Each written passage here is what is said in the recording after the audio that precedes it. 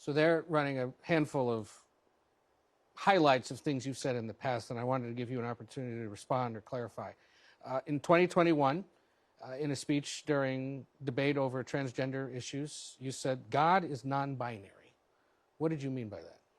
Well, I think I was being intentionally provocative with that statement. But what it means is that God can't be defined by human categories. The Apostle Paul, in his letter to the Galatians, says that in Christ there is neither male nor female.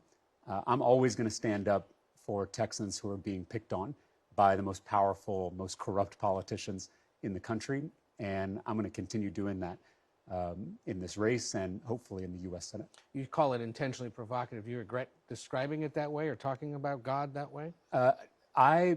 There are some statements that I've made that I certainly regret. There are statements that I've made where I've missed the mark. I'll be the first to admit that. But Ken Paxton is intentionally clipping my cringy comments to distract from his career of corruption. Ken Paxton has a criminal record. I have a legislative record. I've served for 4 terms in the Texas House of Representatives, where I brought Democrats and independents together to actually make progress for people.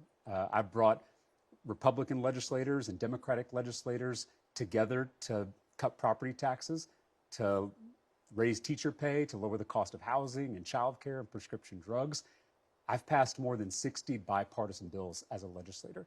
I've also called out the extremes in both parties, on the left and the right. I have called out Ken Paxton for his blatant corruption, but I also called out President Biden for failing to secure our southern border. And I want to get to the border in a second. Let me run one more by you because, again, the president and other Republicans are already bringing it up. Again, in 2021, while debating a bill that restricted transgender student athletes, you said modern science acknowledges 6 biological variations based on chromosomes to argue that sex is a nuanced spectrum, not a strict binary. Do you still believe there are 6 biological sexes? I know there are 2 sexes, men and women. I also know there's a very small percentage of people who have these chromosomal abnormalities, and I believe they deserve to be treated with dignity and respect. The other one they keep harping on, and it's perhaps the most curious of all, they say you're a vegan. I'm not a vegan. I'm an 8th generation Texan. I've been eating barbecue since before Ken Paxton's first indictment.